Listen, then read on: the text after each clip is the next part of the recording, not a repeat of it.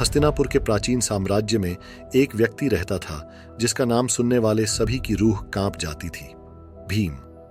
वह पांडव भाइयों में से दूसरे थे जो अपनी विशाल ताकत, बेजोड़ साहस और अतृप्त भूख के लिए जाने जाते थे। लेकिन भीम में उसकी शारीरिक शक्ति के अलावा भी बहुत कुछ था। एक दिन जब पांडव अपने निर्वासन के वर्षों के दौरान घने जंगल से होकर यात्रा कर रहे थे तो उन्हें एक ऐसी चुनौती का सामना करना पड़ा जो भीम की ताकत का उस तरह परीक्षण करेगी जो उन्होंने पहले कभी अनुभव नहीं किया था। हिडिंबा पांडवों को देखकर भीम की अपार ताकत से तुरंत मोहित हो गया और इस दुर्जय प्रतिद्वंद्वी से लड़ना चाहता था। लेकिन हिडिंबा अन्य राक्षसों की तरह नहीं था। वह एक ऐसा भाई था जो अपनी बहन हिडिंबी की बहुत परवाह करता था। हिडिंबी एक सुंदर और मनमोहक राक्षसी थी और उसकी गहरी अभिव्यंजक आंखें उसे और आकर्षक बनाती थी। हिडिंबी को पहली नजर में भीम से प्यार हो गया था। वह अपने भाई हिडिंबा के पास पहुंची और उससे भीम के साथ युद्ध में शामिल न होने बल्कि शांतिपूर्ण समाधान खोजने का आग्रह किया।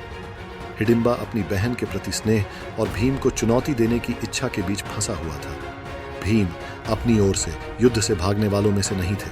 हालांकि वह शांति और कूटनीति के लिए हिडिंबी की दलील से प्रभावित हुए।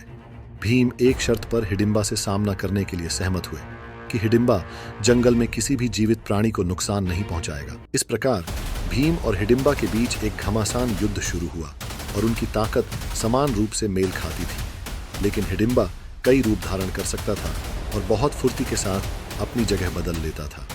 इसके बावजूद भीम की ताकत उस पर भारी पड़ी।